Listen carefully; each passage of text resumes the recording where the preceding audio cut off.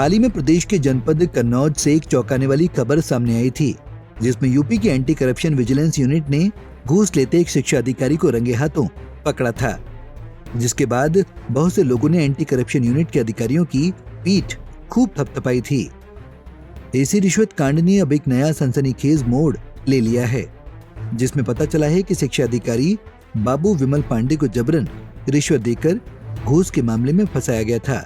मामले की पोल तब खुलती है जब शिक्षा अधिकारी के कक्ष का सीसीटीवी फुटेज सामने आता है, जिसके बाद सब दूध का दूध और पानी का पानी हो जाता है।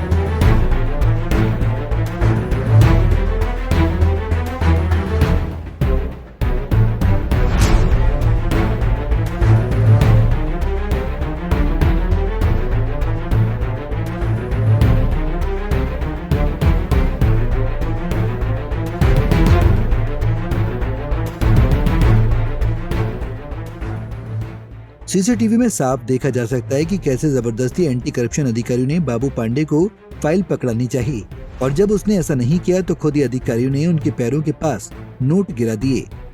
नोट गिराते ही पास खड़ा अधिकारी बाबू पांडे को थप्पड़ मारने लगता है, जिसके बाद तुरंत ही बाहर खड़ा एक और व्यक्ति दौड़ता हुआ अंदर आता है और वो भी बाबू पांडे को मारने लगता है।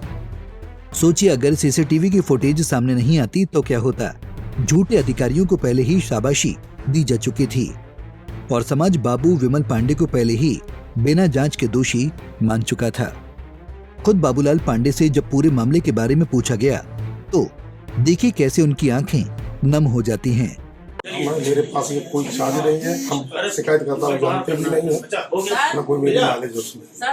आप मेरे पास ये कोई चार्ज न कभी मांगे हमने पैसे। तो आपके साथ मारपीट भी की गई क्या? अब ये सब छोड़ नहीं, आपके साथ ही आरोप लगा रहे हैं कि कुछ हुआ है, ऐसा है क्या?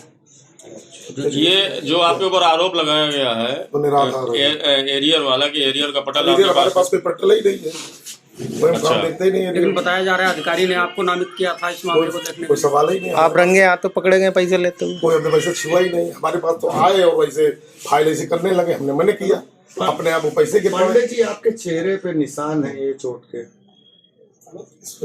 आपके चेहरे पे आंख के नीचे निशान है। कैसे लगे? क्या कोई मारपीट हुई थी आपको?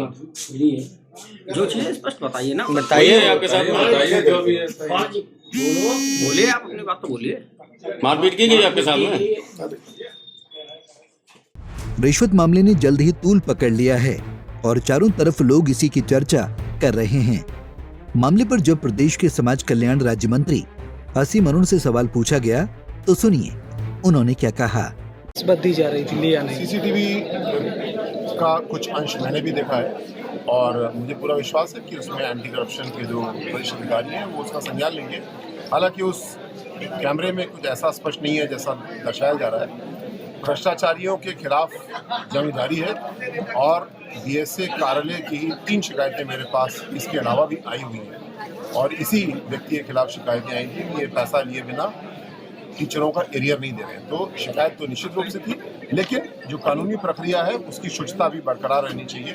मुझे विश्वास है कि एंटी करप्शन के वरिष्ठ अधिकारी इस सीसीटीवी का संज्ञान भी लेंगे और उसके अनुसार कार्रवाई। ये कैसी न्याय व्यवस्था है कि अधिकारी खुद ही अपने हाथों थप्पड़ों के जरिए न्याय बांट रहे हैं। कैसे चंद अधिकारी अपनी सीमाओं का अतिक्रमण कर न्यायालय का काम भी खुद करने की हिम्मत कर सकते हैं। कोई भी आरोपी दोषी है या नहीं ये बताना न्यायालय का काम है, न ही एंटी करप्शन अधिकारियों का और न ही किसी मंत्री का। प्रशासन को इस मामले में तुरंत जांच कर दोषी अधिकारियों पर कड़ी से कड़ी कार्रवाई करनी चाहिए। पंजाब केसरी टीवी के लिए कन्नौज से नित्य मिश्रा की रिपोर्ट।